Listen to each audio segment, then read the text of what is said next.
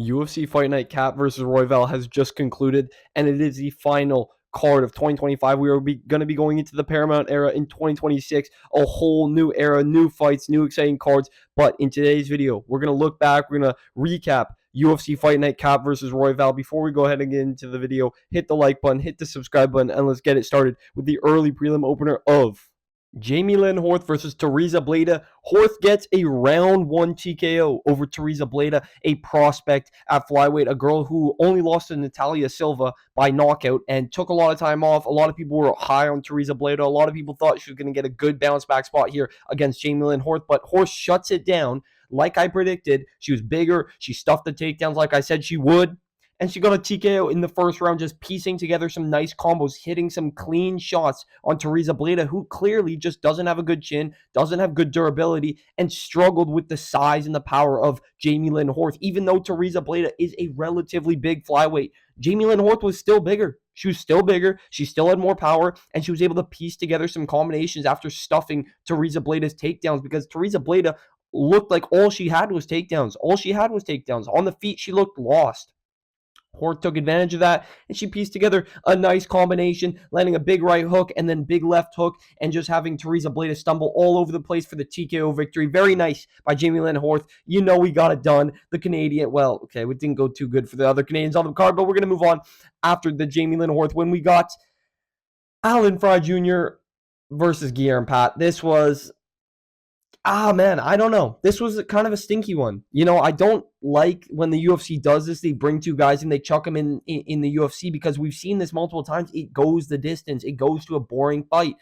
This wasn't necessarily a boring fight. You know, Guillermo Pat showed his levels. He showed that he deserves to be in the UFC, and he should have been on the Contender Series. The commentary was saying Guillermo Pat was supposed to go through the Contender Series, didn't end up doing so. They put him here against Alan Fry, but this should have been on the Contender Series. This is why, Dana White, we need two series or two seasons of the Contender Series in 1 year.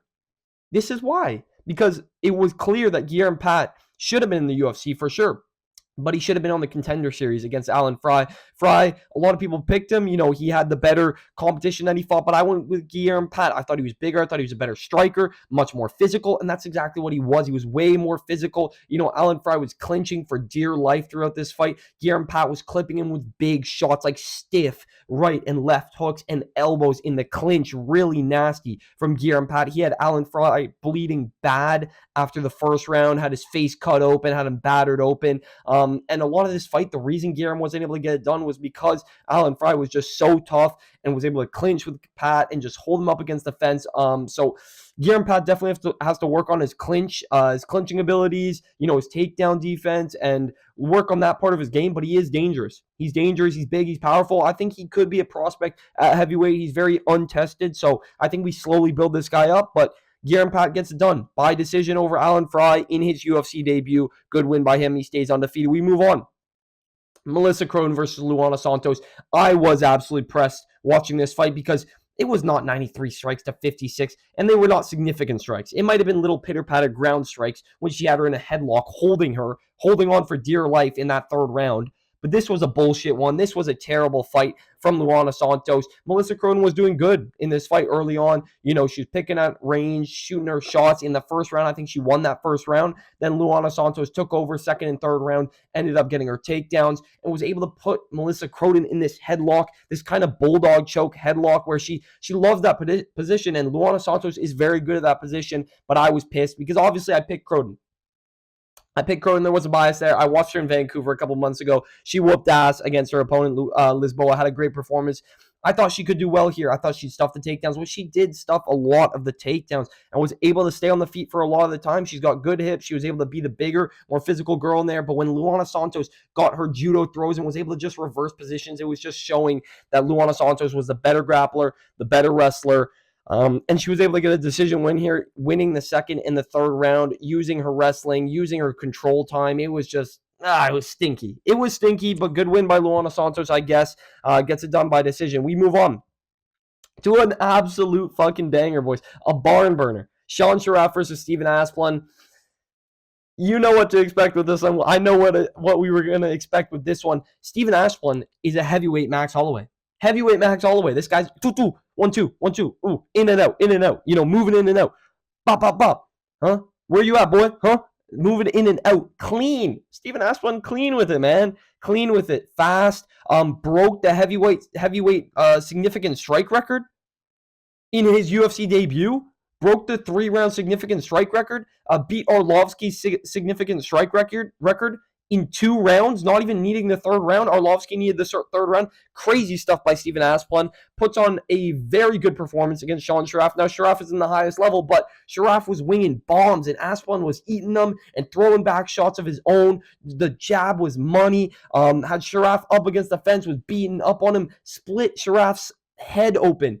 Opened up the third eye with a jab. Steven Aspinall opened him up with a jab straight down the middle. Was gushing blood. Aspinall was covered in blood. Sharaf was covered in blood. This was a great fight. I think this deserved fight of the night, in my opinion. These guys were going at it. I was shocked that neither of these guys went down because they were throwing big shots, nonstop, pushing forward. Steven Aspinall, 2 rounds. He showed great cardio for a heavyweight his size, for having his debut, and the volume from Steven Aspinall was very, very impressive. I was honestly really shocked by Steven Aspinall's volume, his power. I think you match up Aspinall versus either Guillermo Pat, or you match him up against maybe Kennedy and Nzechukwu. We'll see what happens, but it's good to see some heavyweights with some potential. And you gotta love Steven Aspinall's story. Being 500 pounds, cutting all that weight, getting rid of that fat. Now he rocks it. Now he rocks it with his nipples. He shakes his nipples like a weirdo. But good for him. Good for him. Be proud of yourself, Steven Aspinall. That was a great performance. Did very well. I think he deserves a bonus. I think both guys deserve a fight of the night bonus. And he got the 2nd round TKO as well. Great performance by Steven Aspinall. Great debut. You love to see it. Some nice stuff. We move on to another debut. Lots of debuts on this card. Neil Magny versus Yaroslav Amosov. Of course, I picked Neil Magny. Of course I did. Every time I pick Neil Magny, he loses. Every time I pick against him, he wins. But I was rooting for Yaroslav Amosov because the guy deserved to win, deserved to be in the UFC here. 29-1 now in his MMA career. He had 1 knockout loss 3 fights ago, 3 fights ago, but otherwise he'd be undefeated. 29-1 right now in his career. Just got into the UFC, put on a great round 1 submission over Neil Magny with the I believe it was an anaconda choke. Maybe a Darce. I think it was anaconda choke. Wrapped it up really clean. Got the takedown on Neil Magny early. He landed a big left hand and then got the trip on Neil Magny. Took him down. Had him in a bit of a weird position and then was able to just float around right into that anaconda. And it was a really, really nice adjustment from Yaroslav Amosov. Really clean work. Showed his submission ability. Showed his ground game. Showed a little bit of striking as well. And finished Neil Magny in the 1st round.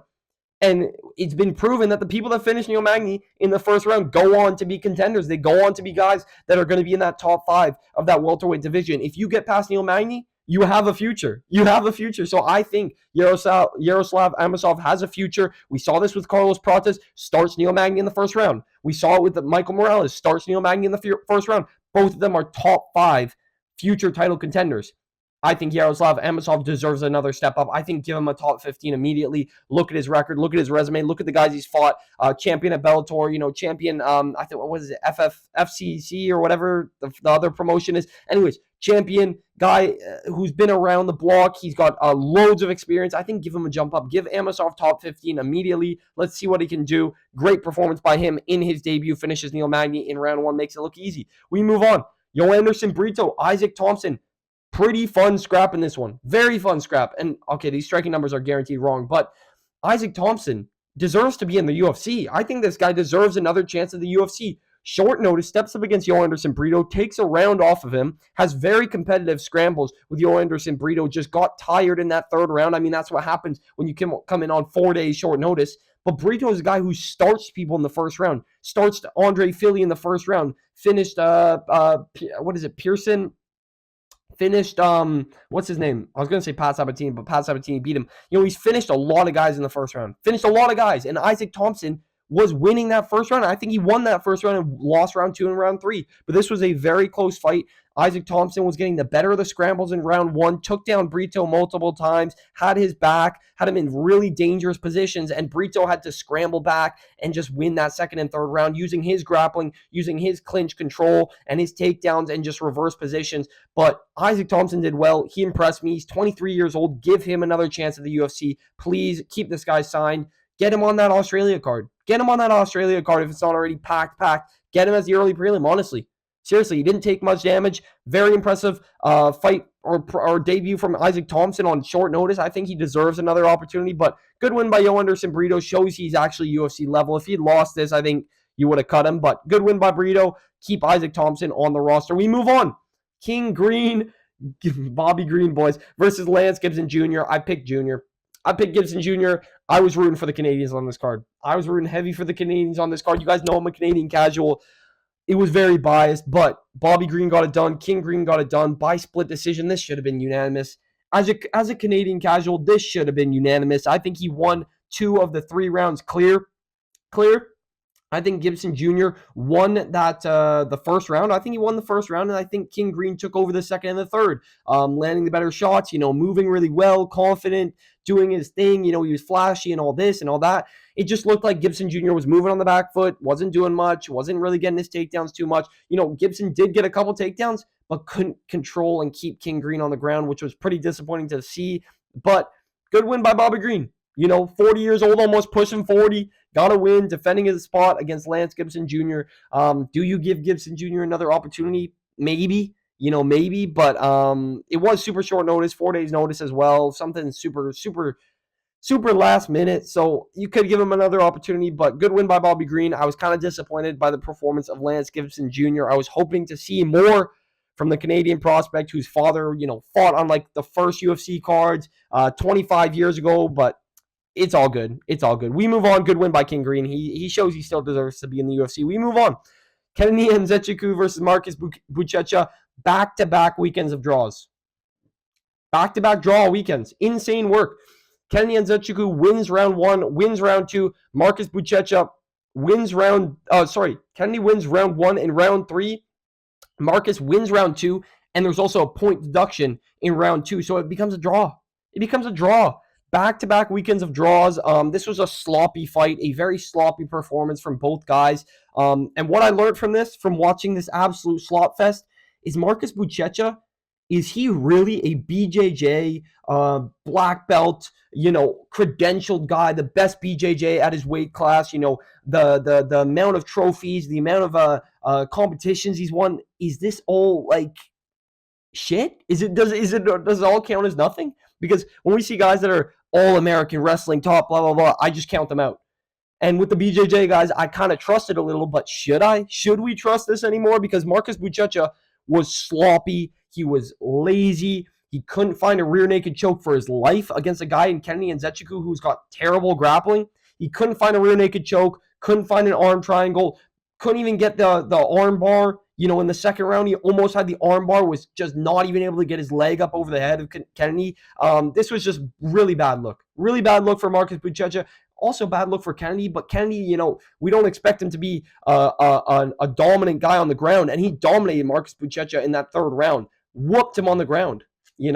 Marcus's cardio, his ground game, just I don't think it lived up to the hype, man. So really bad performance from both guys, but honestly, I don't think you keep Marcus Buchecha. Lost his debut by decision, lost that one badly, and then draw here against Kennedy. Just not a great look, man. So definitely did not live up to the hype. But we'll move on to the next fight, man. Kind of killed the hype of the main card. We'll move on to a fight that relived the hype of the main card.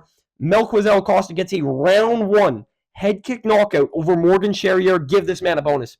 Give this man a bonus and give this man a ranked opposition. Melquizael Costa in 2025 has been a thing of beauty. He has absolutely cooked, destroyed Andre Philly, subbed him in the first round.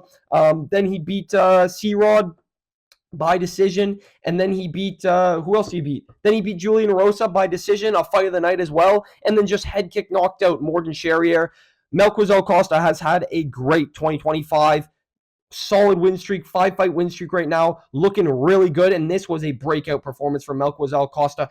Beautiful left head kick, just immediately into the fight. They were going back and forth a little bit, trying to look for their shots, feeling each other out, throwing some kicks, some body kicks, and then boom, Costa goes up top, head kick right to the dome. Morgan Sherrier blocks it, and it still goes through the guard, puts Sherrier out immediately, unconscious. Beautiful knockout from Melquizael Costa. Give this guy ranked opposition. Give this guy a performance bonus of the night. You love to see it. I picked him to win. I thought he'd win a decision, but he is nasty. Great win by Costa. You love to see it. Prospect on the rise. One of my favorite 145ers right now. We move on to the next fight. Cesar Almeida versus Cezary Oleksiejczuk. You know, we saw what they were doing with these names here and with this matchup, Cesar versus Cezary, but this was supposed to be a banger. This was supposed to be a banger. I thought this was going to be fireworks. Round one knockout guaranteed. We're going to see fireworks. We're going to see a scrap. But no. All we saw was Cezary Oleksiejczuk, you know, dominate. I don't even want to use the word dominate. I can't use the word dominate. Just controlling Cesar Almeida on the ground for 15 minutes. This is what this fight was, to be honest. You know, you look at the striking numbers. These are wrong. This is incorrect. I don't believe this. It's cap. It's wrong.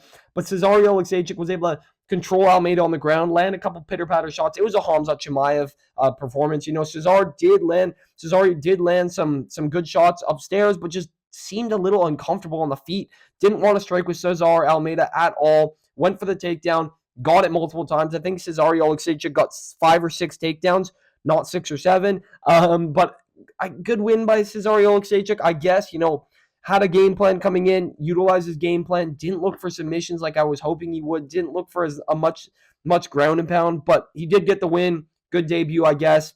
Kind of killed the momentum of the main card again, but good win by Cezary Oleksiejczuk. But we relived the main card hype, the main card energy again. It happened with Costa, and then it died, and then it happened with Vallejos. We are coming for the belt, man. Honestly, I did think Kevin Vallejos was overrated. I did think Giga Chikadze could, you know, outpoint Kevin Vallejos, rip to the body, which he did. He ripped to the body nasty, but Vallejos a dog, man. Vallejos a dog. He's got really Ilia Taporio vibes, man. He's got Jean Silva vibes. Like, it's kind of crazy, man. And he's fought Silva, right? And lost. That's his only loss in his career, but he whooped up on Giga Chikadze in that second round and got a beautiful knockout in the second round.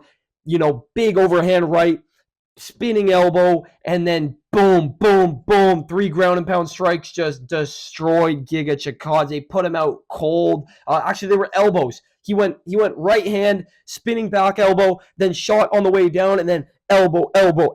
Really nasty combination from Kevin Vallejos. Really nasty performance from him. Round one was very close. Giga Chikadze was ripping to the body like he does with his kicks. Kevin Vallejos blitzed into a combo, landed a big combo on Chikadze, and had him a little bit wobbly, had him backing up. But Giga just kept spamming his Giga kick, just ripping to the body of Kevin Vallejos, and you saw it. Big red marks on the side of Kevin Vallejos' body, brutal red marks, and made him look really bad, ripped to his body. But the second round, Kevin came out with confidence, marching him down, doing his little, you know, tuck and head move, and really just Ilia Taporio vibes. Ilia Taporio 2.0 vibes, and Kevin marches him down. Big overhand right, and then the spinning elbow, and then boom, elbow. Nasty. All I got to say, nasty. Give him a bonus. He's in the top 15 now. Great performance from Kevin Vallejos. We may be coming for the belt, boys. We may be coming for the belt. Great performance by Vallejos. He gets it done in the second round by knockout and breaks into the top 15. We move on to the main event, though. Bro, who does this to Brandon Royval? I don't want to say it. But who does this to Brandon Raw Dog Royval the way Manel Kape just did this? He just made it look easy. The first combination that Manel Kape throws, he knocks out Brandon Royval in the first round. Nasty. Right hand, boom, check right hand. Royval goes, oh, fuck. Drops him, and then bang, few shots on the ground, puts him unconscious.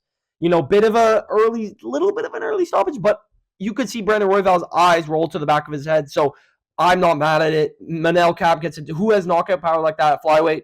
Who knocks out Brandon Royval like that? Who does that to Brandon Royval? All right, I gotta stop. But Manel Kape looked incredible, looked phenomenal. Give this guy a title shot, you know, whenever you can. Ranked number 2 now, beating Brandon Royval. He's on a good win streak, 3 knockouts in a row. You know, after that terrible performance against Makayev, he just bounced back, bang. It might be the roids, it might be the gyno, who knows? Test this guy, but Manel Kape had a crazy call out after the fight. It was a little bit back and forth early in the fight. We're going to talk about the call in a second, but Brandon Royval was doing good, you know, landing his kicks, spamming his kicks. The body kicks were slapping. The legs kicks were slapping. He was using his range well. But the second he let Kape get and close the distance and not circle away, he just got clipped. He got clipped, and Kape put him down bad. You don't really see that at flyweight. You don't see that. People are like, oh, Kape France, big knockout power, Joshua Van, big knockout power, kind of, but there's not really that, and Kape has many knockouts in the first round, many knockouts in the second and third round. This guy's got power at flyweight, and I'd love to see him fight Joshua Van. I'd love to see him fight Tatsuro Taira. It's very exciting flyweight right now. It sucks for Pantoja that he just gets skipped over like this, and he loses his belt, and all of a sudden we're like, oh shit, all right, let's get Taira in there. Let's get Kape in there. Let's get Joshua Van to fight in Japan. It sucks for Pantoja. You got the mix there, though. Now you got Taira, Pantoja, Kape, and Van. That is a great top 5 of the flyweight division. I'm very excited to see how they match these up next. Obviously, Pantoja is the most deserving for a title shot, but it's very exciting at flyweight at the moment. Great win by Manel. Kape destroys Brandon Royval in the first round, knocks him out. Great performance, and a great way to close off the year, if I do say so myself. 2025 has been amazing. Thank you guys for following. Thank you guys for subscribing. Thank you guys for liking the videos, commenting, sharing, whatever the case may be. We are going to ride into 2026 high. We're going to have some great cards, great exciting moments.